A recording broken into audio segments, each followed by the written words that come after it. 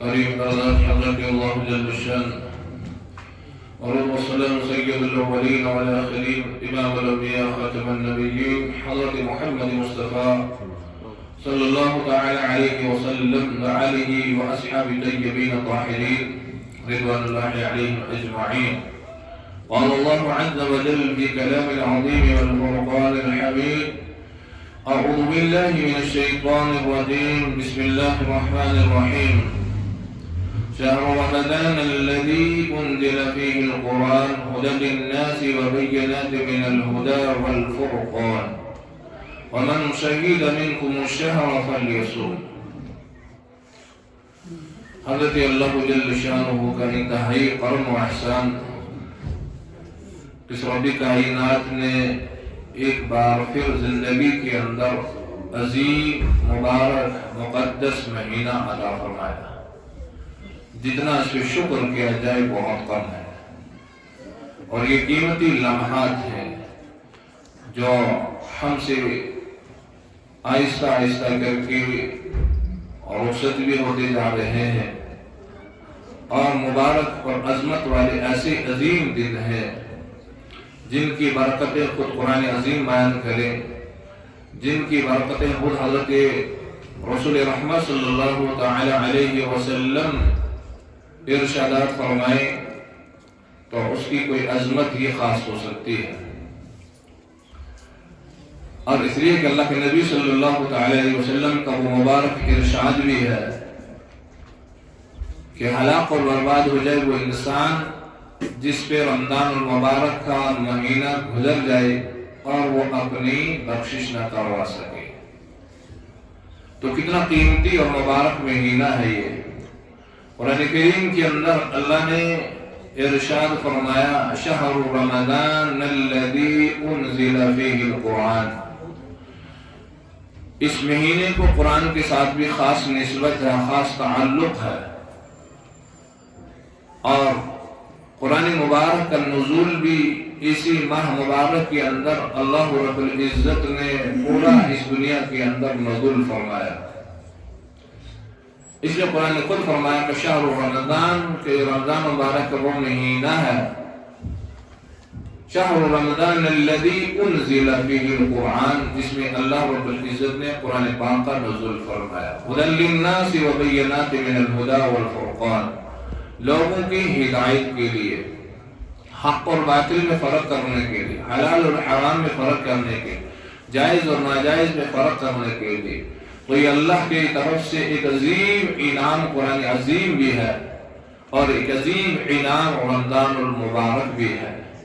آج رمضان المبارک کا دوسرا دن ہے اور جمعہ المبارک بھی ہے، اور رحمت کا عشرہ چل رہا ہے کہ پہلے یہ 10 دن جو ہے وہ رحمت کے ہیں، اور یہ اللہ کی خاص رحمتوں کا نزول کا مبارک عشرہ بھی ہے. اس لیے اللہ پاک نے قرآن پاک کے اندر ارشاد فرمایا کہ جو تم میں سے کوئی اس مہینے کو پائے فَلْيَصُمْهُ، اسے چاہیے کہ وہ روزہ رکھے. ایمان والوں کو خطاب ہے کہ جو رمضان المبارک کا مہینہ جب تمہاری زندگی میں آ جائے تو تمہیں چاہیے کہ اس ماہ مبارک کے روزے رکھے. وَمَنْ كَانَ مَرِيضًا أَوْ عَلَى سَفَرٍ، ہاں اگر کوئی بیمار ہے یا کوئی سفر کی حالت میں ہے اور بیماری کے اس حالات کے اندر اسے روزہ رکھنا جو ہے دشوار مشکل ہو رہا ہے، یا سفر کے اندر اسے روزہ رکھنا جو ہے مشکل ہو رہا ہے، اس کے کھانے پینے سحری کا کوئی انتظام نہیں ہو رہا، سفر میں دشواریاں آ رہی ہیں، تو اس کے لیے حکم ہے کہ ہاں اسے اجازت ہے، مگر بعد میں ان کی گنتی جو ہے وہ پوری کرنی پڑے گی. اسی طرح بہت ایسی ہماری مائیں بہنیں ہیں جو رمضان مبارک کی ان ایام کے اندر اپنے مخصوص ان ایام میں جنہیں روزہ رکھنے کی چھوٹ دی گئی ہے، جنہیں ان ایام کے اندر نماز پڑھنا ان کے لیے معاف کر دیا گیا ہے. البتہ نماز جو ہے اس کی قضا تو نہیں ہوگی، مگر روزے کی قضا لازمی ہے. ان ایام کے اندر جتنے دن ان سے وہ روزہ چھوٹ جاتا ہے اور ان ایام کے اندر وہ روزہ نہیں رکھ پاتی ہیں اور رکھنا بھی نہیں ہے انہیں، تو پھر ان کی وہ گنتی رمضان کے بعد ان کی وہ گنتی پوری کر لے کہ میرے کتنے روزے رمضان مبارک میں چھوٹے ہیں. تو یہ ماہ مبارک ایک عظیم مبارک مہینہ ہے، اس میں اللہ رب العزت کے ایسے ایک ترتیب بنا کے دی ہے اپنے بندوں کو، وہ یہ کہ صبح سحری کے وقت انسان کھانا پینا اپنا بند کر دیتا ہے۔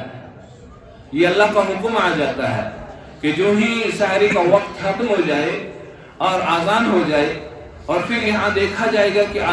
کبھی آذان کا وقت، کبھی ایسا انسان کو آذان میں کبھی لیٹ بھی ہو سکتا ہے، وقت میں تھوڑی سی کمی بھی ہو سکتی ہے، یعنی کہ مؤذن کو اگر تھوڑا سا وقت لگ جائے آذان میں آنے میں، ہو سکتا ہے انسان کو، مگر جو ہی وقت ہو جائے، سحری کا وقت کب ہوتا ہے یہ دیکھا جائے کہ جو ہی سحری کا وقت ہو جائے تو کھانا پینا بند کر دے۔ اس انتظار میں نہ رہے انسان کے ابھی ہماری مسجد کے اندر آذان نہیں ہوئی ہے تب تک میں کھا سکتا ہوں، نہیں، بلکہ سحری کا جو متعین وقت ہے ہمارے سامنے، جو سحری ختم ہونے والی ہے، جب مان لیں آج 5:48 پہ سحری ختم ہو رہی ہے، مؤذن صاحب 5:50 پہ آذان دے رہا ہے، 2 منٹ تو لیٹ ہو گئے ہیں،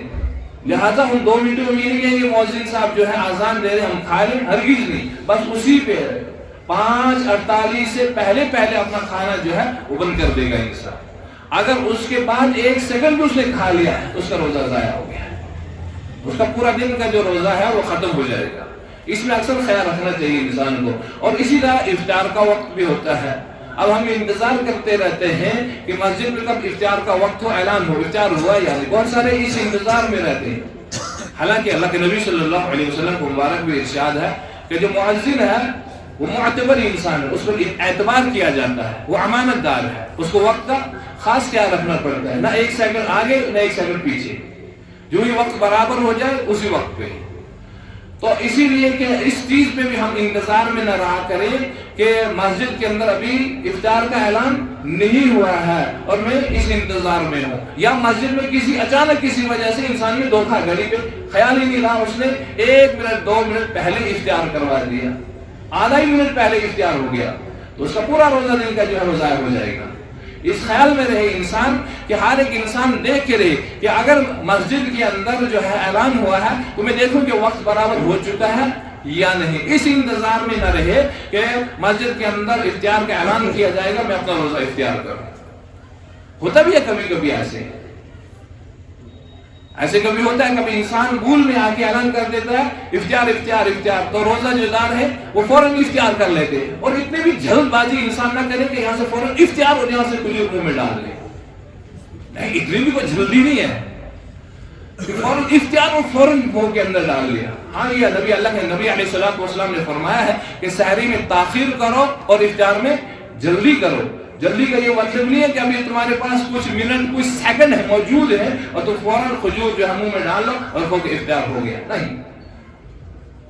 اس لیے کہ پورا دن جو ہے اللہ کے حکم کے مطابق انسان کھانا پینا چھوڑ رہا ہے، جو ہی اللہ کا آرڈر آ جاتا ہے کہ بھائی اب تمہاری سحری کا وقت جو ہے وہ ختم ہو چکا ہے، اب تم آگے کچھ نہیں کھا سکتے ہیں۔ بعض حضرات یہ تو کہتے رہتے ہیں کہ بھائی آذان ہونے تک ہم کھائیں گے، کوئی دیر سے اٹھ گیا تو وہ کہتا ہے کہ ابھی آذان ہو رہی ہے، چلو میں پانی ہی پی لیتا، نہیں، آذان ہونے کے درمیان کے اندر بھی، آذان اگر ہو رہی ہے تو یہ وقت ختم ہونے کے بعد ہو رہی ہے، اس دوران اگر یہ پانی کا ایک قطرہ بھی پی لیتا ہے تو اس کا پورا دن جو ہے وہ ضائع ہو گیا ہے، پورا دن ضائع ہو گیا ہے۔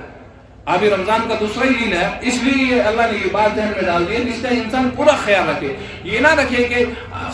سحری میں آذان ہوگی تب میں کھانا بند کروں گا، بلکہ ہر ایک انسان اپنے ٹائم کو دیکھ کے رکھے کہ سحری کا ٹائم کب ختم ہو رہا ہے، اسی ٹائم اپنا کھانا بند کر دے۔ جو ہی افطار کا وقت ہو جائے تو اپنے ٹائم کو مکمل دیکھ لے کہ نہیں اب افطار ہو چکا ہے، اس کے بعد افطار کرے، تاکہ اس کا یہ دن بھر بھوکا رہنا جو ہے یہ ضائع نہ ہو جائے۔ یہی تو اللہ رب العزت نے اپنے ان مخلوقات جو فرشتے مخلوق تھے، جب حضرت آدم کو پیدا کرنا چاہا نا تو اس وقت اعتراض کیا فرشتوں نے، اللہ کس مخلوق کو پیدا کر رہے ہو جو دنیا کے اندر فساد پھیلائے، جو دنیا کے اندر قتل و غارت کرے؟ اللہ نے فرمایا نہیں، ایسی مخلوق ہوگی جو میرے حکم کے مطابق کھائے گی بھی اور میرے حکم کے مطابق پیے گی بھی، جب میں کہوں گا بند کر دو تو بند کر دیں گے، جب میں کہوں گا کھاؤ تو کھانا شروع کر دیں گے۔ اس لیے کہ اب ہم اگر زیادہ افطار کے وقت بھی لیٹ کریں گے، یہاں سے اللہ کا حکم آ چکا نہیں اب کھانا ہے، تو اگر اس میں ہم تھوڑی سی دیری کریں گے تو یہ بھی دیری کرنا اس کے لیے بہتر نہیں ہے، ممنوع فعل عمل ہے یہ بھی۔ اب اس کو اس میں دیری بھی کرنے کی نہیں، اب اللہ نے حکم دے دیا کھانا ہے تو کھانا، یہ کہے گا نہیں بھائی میں تھوڑا سا آدھا گھنٹہ انتظار کر لیتا ہوں، ہرگز انتظار نہیں کر سکتا، آدھا گھنٹہ کیا 5 منٹ بھی انتظار نہیں کر سکتا ہے۔ اب اللہ کا حکم آ چکا ہے کھانا ہے تو کھانا ہے، یہی تو اللہ کی طرف سے ایک حکم آ رہا ہے۔ اسی لیے فرمایا کہ اے روزہ دار، اے روزہ، تمہارا یہ روزہ صرف دن اور صبح سے لے کے شام تک یہ ایک ایسا انسان کو تربیت، ایک ایسے تربیت دے رہا ہے کہ تمہاری زندگی کے اندر صرف کھانا پینا صبح سے لے کے شام تک بند کرنا ہی نہیں ہے، صبح سے شام تک کھانا پینا ہی بند کرنا صرف نہیں ہے۔ اب روزہ اس چیز کا نام نہیں ہے، یہ تو ہے ہم نے اللہ کے حکم کے مطابق کھانا بند کر دیا، پینا بند کر دیا،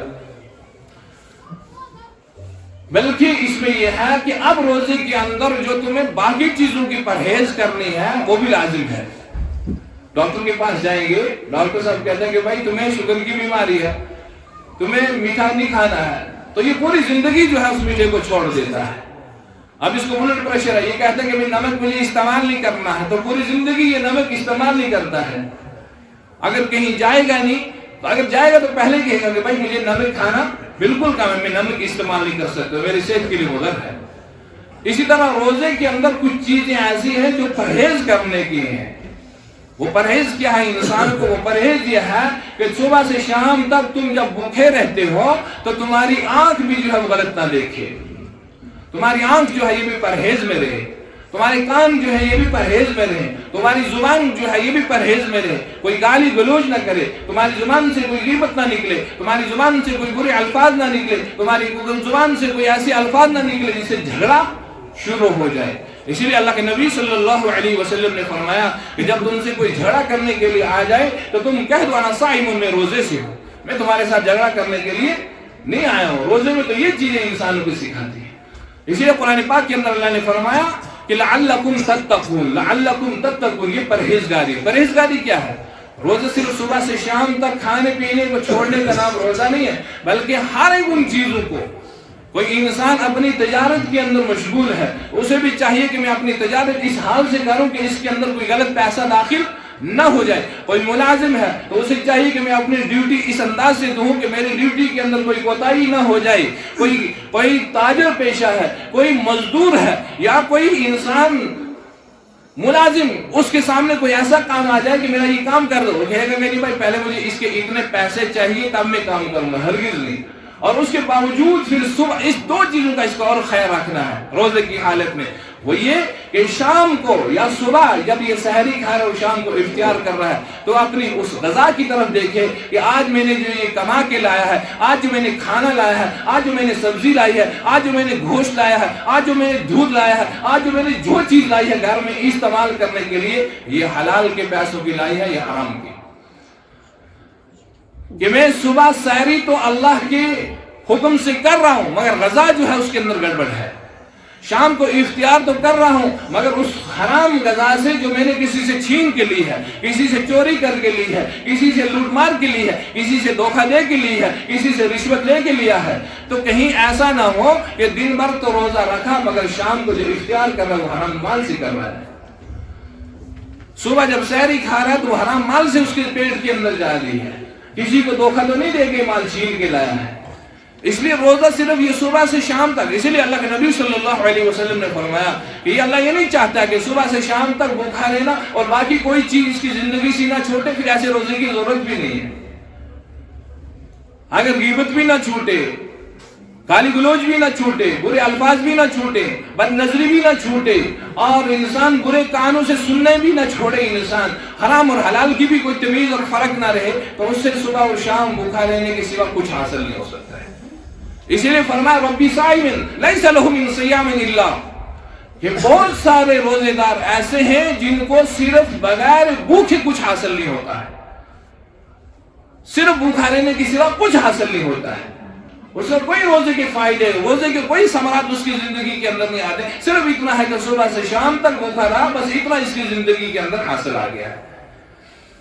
تو اس رمضان مبارک کے اندر جہاں ہم باقی کھانے پینے کو، حلال غذا کو چھوڑ لیتے ہیں،